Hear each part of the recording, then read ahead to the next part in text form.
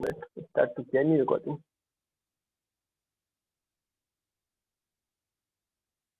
Start करते हैं। नमस्कार दोस्तों, स्वागत है आपका हमारे खास कार्यक्रम किताब पे चर्चा अनमोल के साथ में। मैं अनमोल जो आप देख रहे हैं लुक मीडिया। दोस्तों आज मेरे पास एक बहुत ही बेहतरीन पुस्तक आई है। इस पुस्तक का नाम है शायद दिल, एक एहसास मेरे दिल का। जो पुस्तक है इसमें कविताएं हैं और कविताएं कुछ इस प्रकार है कि जो आपको भावनाओं से भर देती हैं। इस तरीके से जो जिन कविताओं को कह सकते हैं कि भावनाओं से भर देने वाली कविताएं हैं। तो आज हमारे साथ इस किताब के लेखक भी मौजूद हैं। आज हम उनसे चर्चा करेंगे इस किताब के बारे में, इस किताब के कई सवालों के बारे में, कुछ अन्य कई पहलुओं पर इनसे बात करेंगे। तो हमारे साथ आज शायद दिल किताब के लेखक विनय गंगिल जी उपस्थित हैं। तो हम उनका स्वागत करते हैं। आपका बहुत बहुत स्वागत है हमारे कार्यक्रम किताब पे चर्चा अनमोल के साथ में। बहुत बहुत धन्यवाद अनमोल जी। मैं आपको थोड़ा जी, क्या आप मुझे सुन पा रहे हैं? थोड़ा विनय जी के बारे में बता। जी सुन पा रहा हूँ जी। मैं थोड़ा आपको विनय जी के बारे में बता देता हूँ। तो विनय जी मूलतः हमारे झांसी के पड़ोसी हैं, मतलब कि उरई से ताल्लुक रखते हैं। और इस समय वो बेंगलोर में एक मल्टीनेशनल कंपनी में कार्यरत है। वहाँ पर इनका काम है जो मैकेनिकल डिजाइनिंग का काम है। एक तरीके से देखा जाए तो इंजीनियर है, लेकिन इंजीनियर के बाद भी डिजाइनिंग करते हैं। तो जो हम सॉफ्टवेयर देखते हैं वो सॉफ्टवेयर तरीके हमारे पास आते हैं, तो इनके हाथों द्वारा ही उनको डिजाइन करके हमको दिया जाता है। तो विनय जी का बहुत बहुत स्वागत है। और एक चीज और इनको जो खास बनाती है वो ये चीज है कि इतने हाई प्रोफेशनल लाइफ के साथ, इतनी निजी शेड्यूल के साथ भी टाइम निकालते हैं और साहित्य सेवा में लगे रहते हैं। पिछले 6-7 साल से साहित्य सेवा में लगे हुए हैं। तो आज हम इनसे कुछ इस किताब के बारे में, शायद दिल के बारे में चर्चा करेंगे। तो हम जानते हैं कुछ चीजें विनय जी से। विनय जी, आपका एक बार फिर से बहुत बहुत स्वागत है हमारे खास कार्यक्रम किताब पे चर्चा अनमोल के साथ में। बहुत सबसे बहुत पहला तो आभार। मेरा आपसे सबसे पहला क्वेश्चन तो मेरा आपसे यही रहेगा, जो अभी मैं जैसे बता रहा था कि आप एक मल्टीनेशनल कंपनी में काम करते हैं और आपका जो शेड्यूल होता है बहुत ज्यादा बिजी होता है, क्योंकि हम देखते हैं कि एक इंजीनियर जो व्यक्ति होता है उसको पानी पीने खाना खाने का भी टाइम नहीं होता है। तो ऐसी कंडीशन में आपका जो रुझान है साहित्य की ओर, कैसे साहित्य की ओर बढ़ा और आप कैसे साहित्य की ओर आए? ये सबसे पहले तो मैं आपको धन्यवाद देता हूँ इस कार्यक्रम में मुझे आमंत्रित करने के लिए। ये एक ऐसा समझिए कि मेरी लाइफ का फर्स्ट इंटरव्यू है जो मैं दे रहा हूँ, और मेरी बुक के लिए, पहली बुक के लिए। तो सबसे पेचीदा सवाल है जो आपने मुझसे अभी अभी पूछा है कि रुझान कैसे आया। इसका आंसर अगर कोई एक देखा जाए तो डायरेक्टली नहीं बन सकता, पर फिर भी मैं कोशिश करता हूँ। क्या है कि हमारे बचपन में हम यूपी में हैं, पले बड़े वहीं उरई में। तो मैं गांव से ताल्लुक रखता हूँ। ज्यादातर मेरे दादाजी जो है ना, किसी भी बात को समझाते थे तो कहावतों का यूज करते थे, जो स्वेइंग्स रहती हैं लोकल में, जो हमारे यहाँ कहावतें बोलते हैं उन्हें। तो किसी भी बात को समझाने के लिए वो कहावतों का यूज करते थे, या कहानियों में जो छोटे छोटे छंद रहते थे उनका इस्तेमाल करते थे। वो सुनने में बहुत इंटरेस्टिंग लगता था, अच्छा लगता था। तो वहां से एक रुचि हुई। दूसरी वजह ये हो सकती है कि मैं यूपी बोर्ड हिंदी मीडियम से पढ़ाई किया हूँ 12th तक। तो इसलिए मेरा हिंदी की तरफ झुकाव हमेशा से ही रहा। और लिखने का सिलसिला ये 12th के बाद शुरू हुआ। उससे पहले एक बार एक कविता लिखी थी, बस। कविता नहीं कह सकते आप उसको, आरती कह सकते हैं, फनी, एक छोटे से नाटक में, जब मैं 7वीं कक्षा में था शायद। तो यहाँ से शुरुआत हुई इसकी। तो मतलब कि आप साहित्य की ओर झुके रहे हैं और साहित्य की ओर, साहित्य सेवा में योगदान करते रहे हैं। क्योंकि जो 7वीं क्लास आप बता रहे हैं, तो 7वीं क्लास में बेसिक बच्चा होता है, तो बचपन से ही आप साहित्य में जुड़े रहे हैं। चलिए, तो हम अपने इस कार्यक्रम एक आरती जैसी लिखी थी जो कि हास्य आरती थी। मतलब मुझे एक ऐसा किरदार जबरदस्ती दे दिया गया था मेरे क्लास टीचर से कि भाई इसमें आपको ये करना है। उस समय मुझे नहीं मालूम था कि वो मेरी पहली लाइफ की क्रिएशन बन जाएगी। चलिए, इसके बाद हम अपने कार्यक्रम को आगे बढ़ाते हैं। तो जैसे कि आज हम आपकी पहली पुस्तक जो है शायद दिल, एक एहसास मेरे दिल का, इसके ऊपर चर्चा कर रहे हैं। तो सबसे पहला क्वेश्चन तो मेरा यही रहेगा आपको कि ये किताब लिखने की प्रेरणा आपका कौन रहा है, इसके पीछे की प्रेरणा कौन रहा और आपको कैसे विचार आया कि आपको एक किताब लिखनी चाहिए?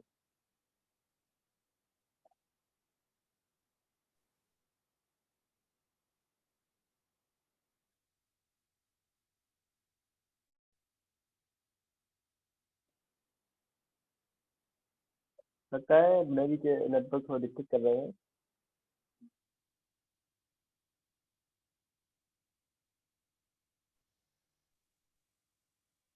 हेलो। हाँ, आवाज आ रही है आपकी? थोड़ा नेटवर्क अटक गए थे लगता है।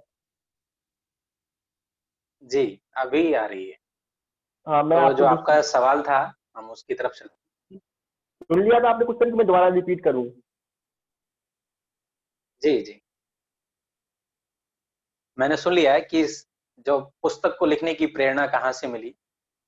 जी, जी, जी। ये जस्ट जब मैं लिख रहा था, मतलब कि जब मैंने स्टार्ट किया, वो एक पुस्तक हुँ, फॉर्म में नहीं था। मेरी शुरुआत जो हुई है, जब मैं मतलब स्कूल में था, तो जो मैसेजेस करते थे लोग हमें, दोस्त हमारे, तो टेक्स्ट मैसेज करते थे, जो हुँ। छोटा फ़ोन आता था, फीचर फ़ोन नोकिया का।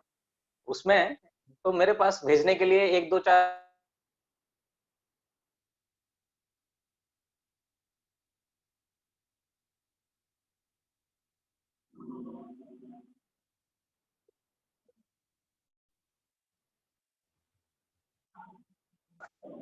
ये शुरुआत है एक्चुअली। कहाँ से मैंने कहाँ से शुरुआत की लिखने की। पुस्तक के बारे में तो कभी सोचा ही नहीं था। वो तो फिर शुरुआत हुई, लोगों ने बोला कि आप ये लिखते हैं मैसेज में, इसी को आप डायरी में लिखना शुरू कीजिए। वो डायरी में बनती गई धीरे-धीरे, धीरे-धीरे काफ़ी सारा हो गया।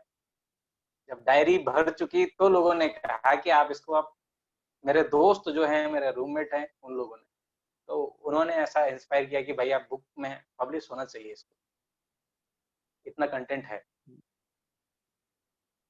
चलिए, कंटेंट आपका बहुत बेहतरीन है, हम इस पे ही चर्चा करेंगे आगे।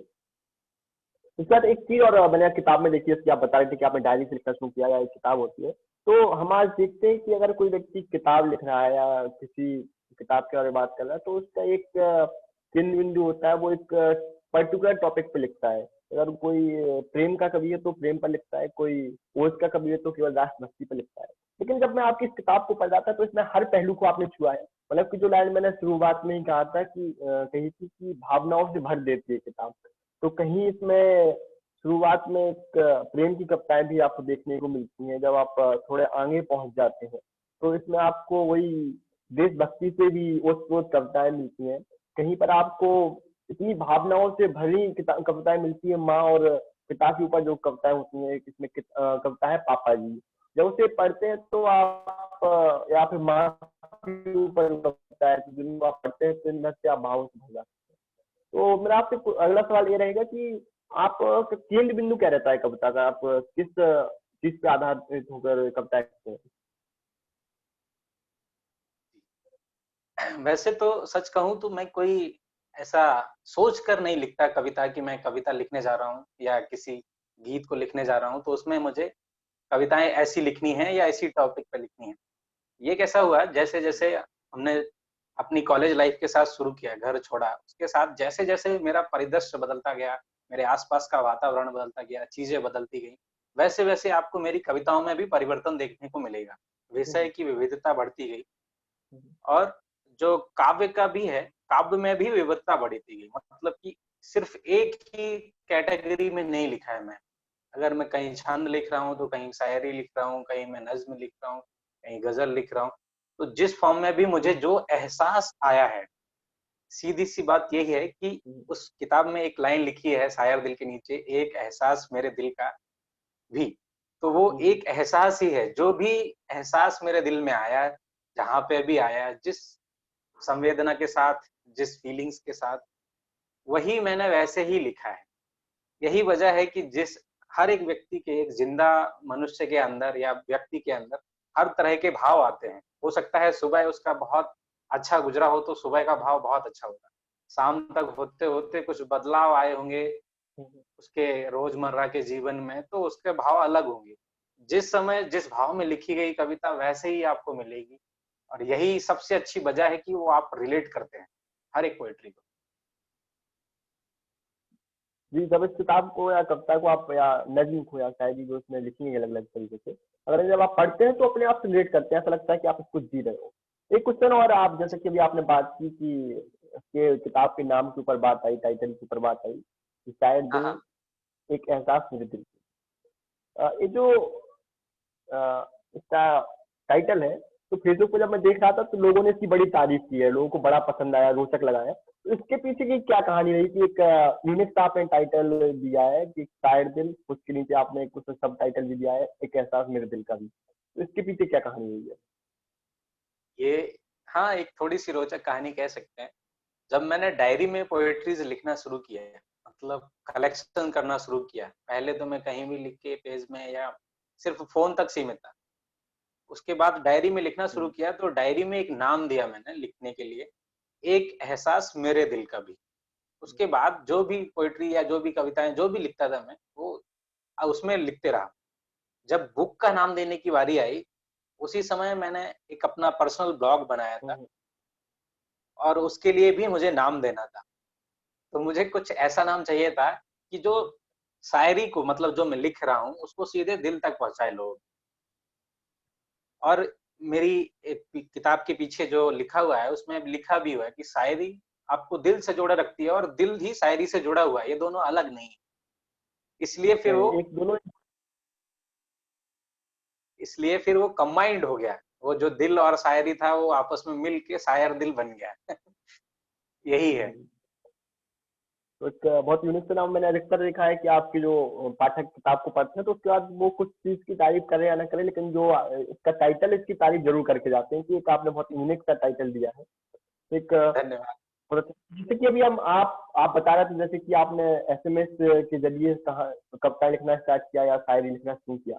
तो उससे एक और चीज है, कुछ शायरियाँ ऐसी जब पढ़ते हैं जैसे कि तवज्जो शायरी है या तिरंगी आंखें, पायल, मतलब कई ऐसी शायरी या कविताएं हैं जिन्हें पढ़ते लगता है तो ऐसा लगता है कि आपने किसी के लिए लिखी हो। तो ये आपकी कहा रियल जिंदगी से कितनी रिलेट करती हैं और हकीकत में इनका क्या वो है? ये बहुत मुश्किल सवाल है क्योंकि इसका जवाब है इतना आसान नहीं है। कुछ कविताएं होती हैं जो हमारे खुद की लाइफ से होती है। मतलब जब हम्म, मैं कह रहा हूँ कि एक एहसास मेरे दिल का भी, इसका मतलब यही हुआ कि मेरे अंदर कोई एहसास आया जिसको मैंने लिखा है। हो सकता है किस वक्त आया है, वो कहाँ पे आया है, किस जगह आया है, जब मैं कॉलेज लाइफ में था, कॉलेज के बाद था या उसके बाद। तो जिस समय वो लिखी गई कविता किताब फॉर्म में अभी आई है, उससे पहले लिखी पहले गई है। तो अगर अतरंगी आंखें मैंने कहीं देखी होंगी किसी की, तो जरूर उसको कहीं जहन में रह गया वो मेरे। बाद में जब मैंने लिखा होगा तो हम्म, शायद वो फिर से वापस रिकॉल हुआ और उसको लिखा मैंने। वो अतरंगी आंखें वैसे ही है। या फिर आप जब दिल की बात करें या नजर की बात करें या पलक की बात करें, ये कविताएं जो ऐसी हैं जिनमें आप हम्म। तुरंत जुड़ सकते हैं।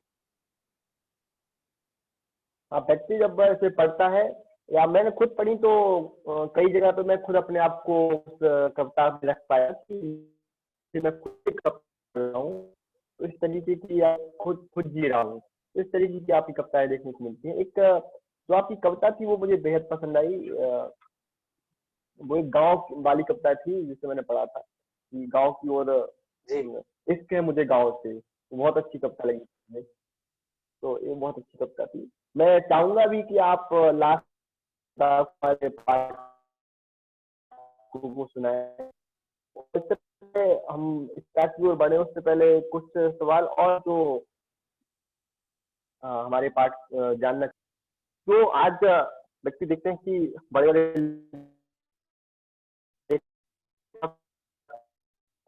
वो कहे तो कुछ भी देख बड़ी बातें कह जाते हैं, लेकिन फिर वो घर पे उनको जब देखा जाता है तो उनकी करनी में बहुत अंतर होता है। तो कथनी और करनी जिस चीज को हम देखते हैं तो उनकी बड़ी भिन्न होती है।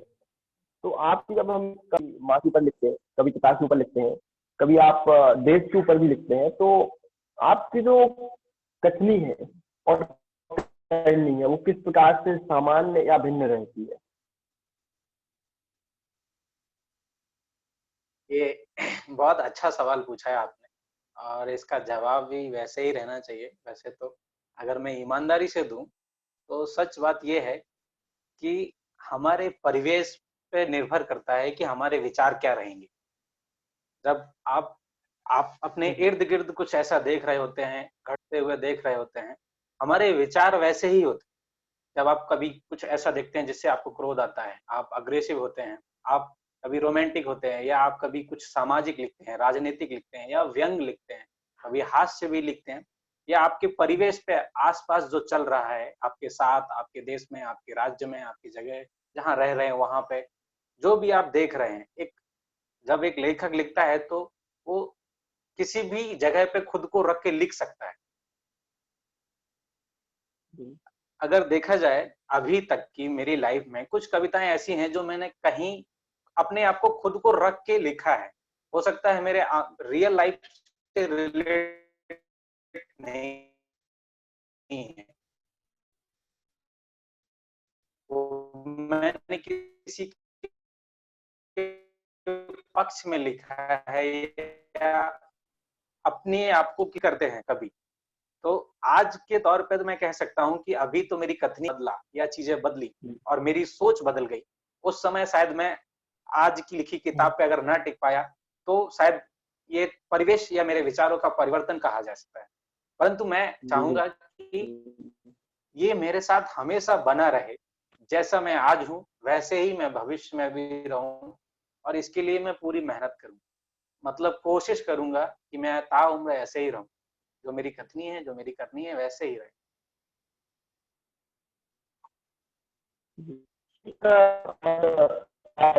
हम किसी से बात कर रहे हैं, युवा लेखक से बात कर रहे हैं, क्योंकि आज का जो जमाना है, जमाने में साहित्य से व्यक्ति वैसे ही दूरी बना रहा है।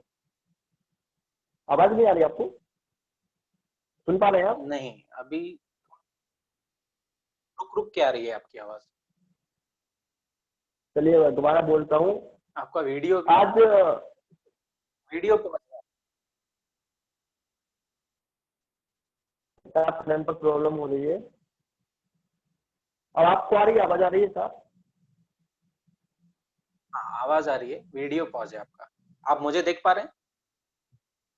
चलिए आप, जी जी मैं देख पा रहा हूँ, आवाज से ही काम चला लेते हैं। तो मेरा एक क्वेश्चन आपसे रहेगा कि आपसे क्या, जो हमारे यहाँ पर तत्कालीन नव लेखक हैं या फिर आपकी हम लोग में जो लेखक है, उन सबसे मेरा या फिर नए लेखकों से क्वेश्चन रहेगा कि आज जब हम देखते हैं कि व्यक्ति साहित्य से दूरी बना रहा है, सिनेमा और मोबाइल में ज्यादा ध्यान दे रहा है, इस समय में कोई भी आपकी किताब को क्यों पढ़े? क्यों वो एक किताब खरीदे मार्केट से और उसको पढ़े? मेरा आपसे क्वेश्चन है। ये भी बहुत मुश्किल सवाल है आपका कि किताब को कोई क्यों पढ़े। ये बात सच है कि किताब को पढ़ने के लिए कोई वजह तो होनी ही चाहिए। किसी भी चीज को अगर करना है तो आपके पास एक वजह होनी चाहिए।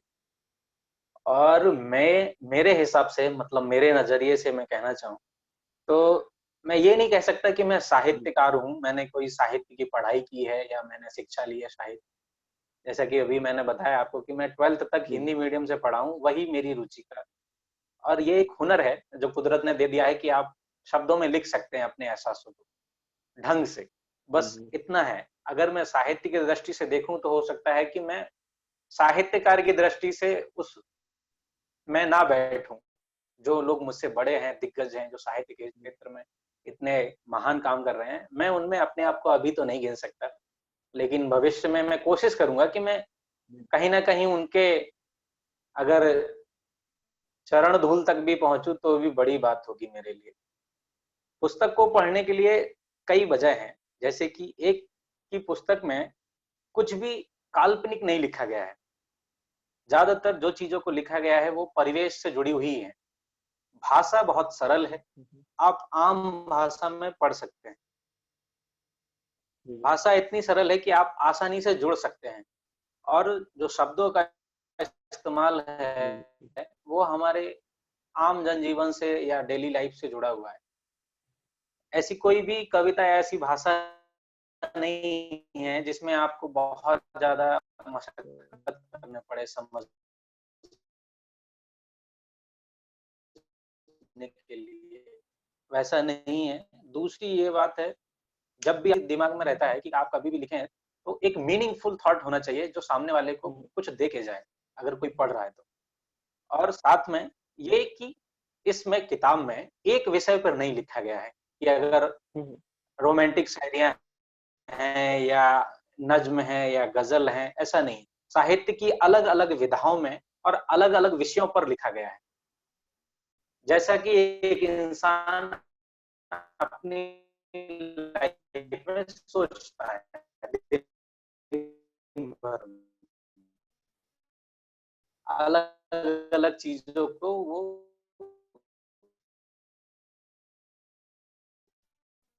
देखता है, सुनता है, सोचता है। उसी तरह से ये किताब है। किताब में आपको और टॉपिक को टच, यही इसकी विशेषता है। हेलो। जी, जी।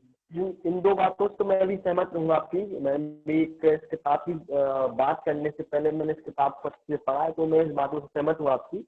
एक तो चीज़ इसमें ये है कि जैसे कि हम अन्य कविताएँ या अन्य शायरी की किताब देखते हैं, तो उनमें भारी-भारी हिंदी साहित्य या उर्दू साहित्य के शब्द डाल दिए जाते हैं, जिन्हें समझने में जी। ही माथा घूम जाता है। इस किताब में आपको कोई ऐसे शब्द नहीं मिलेंगे जिनको आपको पढ़ने में माथा घूमेगा। आप एकदम से नॉर्मली इनको पढ़ सकते हो और समझ में आएगी आपको। मैं क्या होता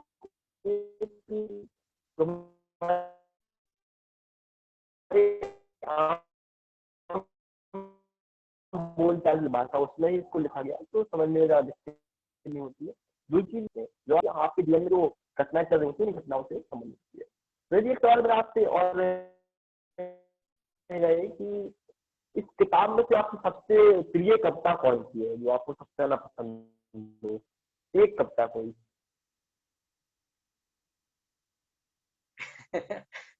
इस विषय में ये कहना थोड़ा ऐसे है जैसे समझ लीजिए आप कि किसी कलाकार से आप ये पूछे कि उसकी सबसे बेहतरीन कला कौन-सी है।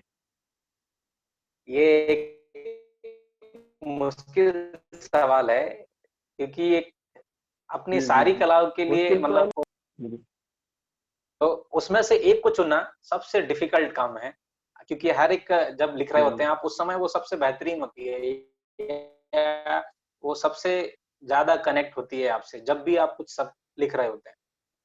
लेकिन फिर भी अगर आप जी, जैसे कि कुछ एक अलग-अलग विषय पे पूछे मुझसे तो मैं बता सकता हूँ। जैसे कि सबसे प्रिय अगर मैं देखता हूँ, जी। मेरे असल जीवन से जो कनेक्ट है, वो इश्क मुझे है गाँव से, जिसका आपने अभी ज़िक्र किया था थोड़ी देर पहले। अरे और वाह! अगर मैं इनकी मतलब कि सामाजिक, जिसको मुझे मुझे पसंद आई, वो तो सबसे ज़्यादा बेहतरीन कविता लगी है जो मुझे। मैं आपसे गुज़ारिश करूँगा कि आप हमारे दर्शक जो देख रहे हैं इस समय आपको, तो उन हाँ, सब के लिए एक बार आप वो पढ़ के ज़रूर सुनाएँ, जिससे वो लोग भी उस कविता को फ़ील कर सकें, गाँव से अपने आप को जोड़ सकें। एक बार मेरा निवेदन रहेगा आपसे, एक बार उसे जी, पढ़ के ज़रूर बिल्कुल, सुनाएँ आप। ज़रूर। ज़रूर, तो उससे पहले मैं आपको ये बता देता हूँ कि जो और अलग-अलग विषय में मेरी फ़ेवरेट कविताएँ हैं या जो मेरी सबसे ज़्यादा जुड़ी हुई हैं, जी, ख़ास हैं, उनमें जैसे अगर मैं हाँ। सामाजिक देखता हूँ, तो उसमें से कुछ कविताएँ हैं जैसे कपूत, और जी, जी। बेहतरीन कविता है कपूर जी। जी, और एक और कविता है बेटे को दियो सिखाए, जिसका टाइटल है। और अगर रोमांटिक में जाएँगे आप या फ़िक्शन में जाएँगे तो एक कविता है रंगों की रानी, या फिर हमसफ़र हो जाए।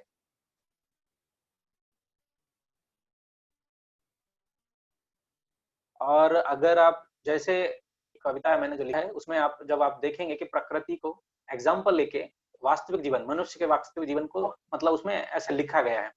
और एक और बहुत कविता है अच्छी मेरी, जैसे रंगों की बात आप बता रहे हैं, तो उसमें मैंने भी देखा है कि किस तरीके से आपने रंगों को, प्रगति को एक तरीके से मनुष्य के अंगों से एकदम से तुलना करके उन्हें इस तरीके से शब्दों में पिरो के सामने लाया है, तो बहुत ही बेहतरीन लगता है वो पढ़ने में और उसको कल्पना करने मात्र से ही आप के चेहरे पे एक मुस्कान आ जाती है। जी, उस उस कविता में जो लिखा गया है वो ये थॉट था कि प्रकृति को आधार लेके स्त्री के लिए कुछ किया लिखा जाए।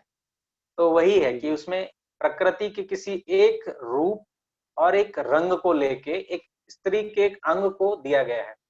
प्रकृति से एक रंग लिया, रूप लिया, एक गुण लिया, और किसी जो भी मतलब आप अंग को दे रहे हैं स्त्री के, जब आप सुंदरता का बखान कर रहे हैं या आप लिख रहे हैं उसके बारे में, तो उससे डिफाइन कर रहे हैं आप कंपेयर करके। और उसके हर मतलब स्त्री के, जैसे कि आप उसके बालों का रंग लें, आंखों का रंग लें, या आप उसको रंग दिया गया है कि आप अगर होठ की बात कर रहे हैं तो होठ का रंग प्रकृति के कैसे रंग से जुड़ता है, उसका कौन सा गुण है जो प्रकृति से मिलता जुलता है।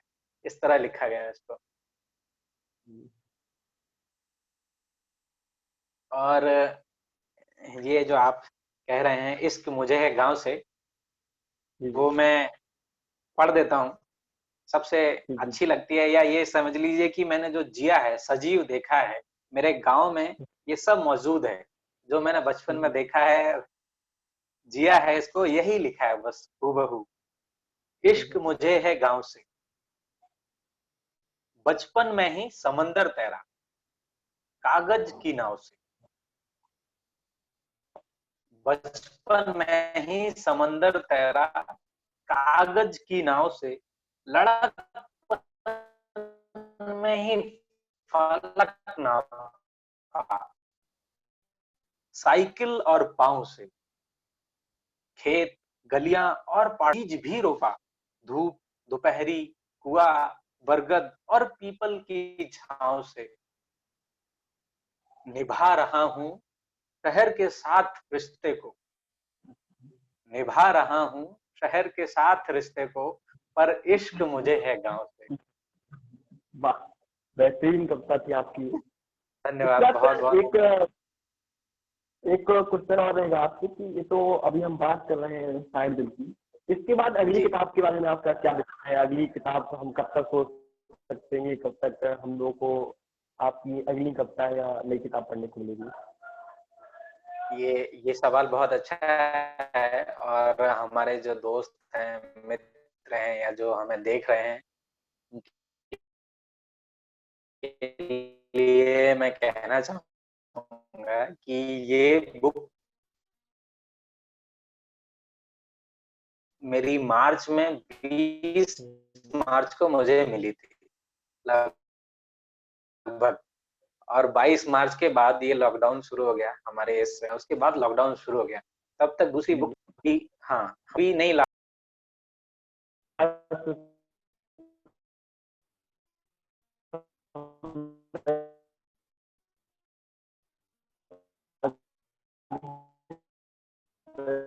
मैं देखा होगा, मेरा आपसे रहेगा कि जो आप हमारे दर्शकों को संदेश ये है कि जब आप कोई किताब पढ़ते हैं, जब आप कुछ लिखते हैं, तो ऐसा कुछ भी ना लिखा जाए जिसे हर उम्र के लोग ना पढ़ सके। मतलब जब जब आप पढ़ रहे हैं तो आप कुछ ऐसा पढ़ने को मिले आपको जिसमें आप किसी भी उम्र के लोग पढ़ सकें। अगर जैसे मैंने ये किताब लिखी है तो इसमें यही है कि आप अगर काव्य समझने लगे, आप उतने बड़े हो गए हैं, तो आप पढ़ सकते हैं। उसके बाद आप जितने भी उम्र के हों, आप ये किताब आराम से पढ़ सकते हैं। तो किताबें इसी तरह की आपको पढ़नी चाहिए जिसमें आप कुछ सीख सकें, कुछ ले सकें, और वास्तविक जीवन के लिए आपसे जुड़ी हुई हो, ताकि वो आपको कुछ दे कर जाएं। ऐसा ना हो कि आप किताब पढ़ने लगे और उसमें कोई निरर्थक बात लिखी है, इसका अर्थ नहीं है, या आपको भ्रमित कर रही है, तो वो काल्पनिक जीवन के लिए अच्छा है लेकिन वास्तविक जीवन के लिए उतना अच्छा नहीं।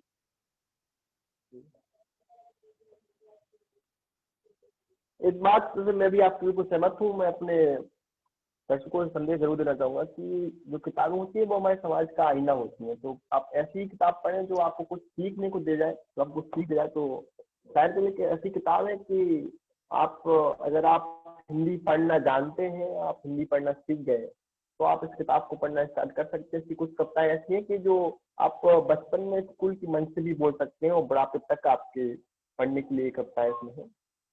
दोस्तों, आज के साथ आज की खास मुलाकात में बस यहीं तक। बहुत बहुत धन्यवाद विनय जी, आपने कि अपने इतने बिजी शेड्यूल में से हमारे एक बार कहने पर टाइम निकाला और हमें समय दिया।